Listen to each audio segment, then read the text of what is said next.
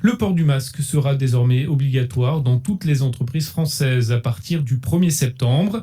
Annonce du gouvernement ce mardi alors que le pays fait toujours face à une forte augmentation du nombre de cas de Covid-19 sur son territoire, plus 2238 durant les dernières 24 heures et 17 morts supplémentaires.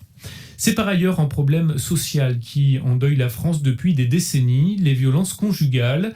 146 femmes ont été tuées l'an passé par leur conjoint ou ex-compagnon, c'est 25 de plus qu'en 2018.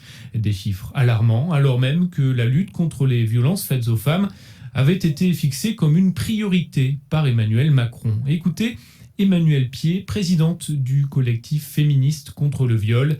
Elle répond à Sylvie Coffy. C'est des chiffres qu'on connaissait puisque les féministes l'année dernière les ont comptés les uns après les autres, les ont dénoncés régulièrement et c'est ça qui a déclenché le Grenelle. Donc ce que je peux dire sur ces chiffres-là, 146, c'est que finalement ils se rapprochent assez de ceux qui ont été dénoncés par les féministes puisqu'ils étaient à 152 féminicides. Maintenant, 146 meurtres, c'est vraiment beaucoup. Ça bouge pas, ça augmente un peu, mais je pense que c'est une histoire de les compter plus ou moins bien. Ça demande des moyens importants pour prévenir ces meurtres. Le deuxième chiffre qui, moi, m'impressionne beaucoup dans cette histoire, c'est les 25 meurtres d'enfants. C'est-à-dire que les hommes violents, ils le sont aussi avec les enfants et qu'on devrait améliorer la protection des enfants dans la violence. Comment prévenir en fait ces violences ? Qu'est-ce qu'il faut faire au jour d'aujourd'hui selon vous ? Plus de 80% de ces femmes avaient déjà porté plainte et n'avaient pas été entendues. Ça demande une meilleure prise en compte police-justice des plaintes des femmes.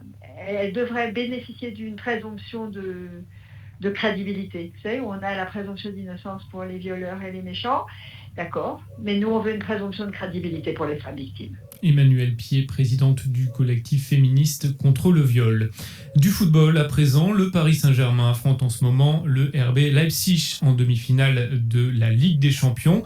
Les Parisiens mènent actuellement 2-0. Demain, autre duel franco-allemand. L'Olympique Lyonnais défiera le Bayern Munich, tombeur au tour précédent du FC Barcelone.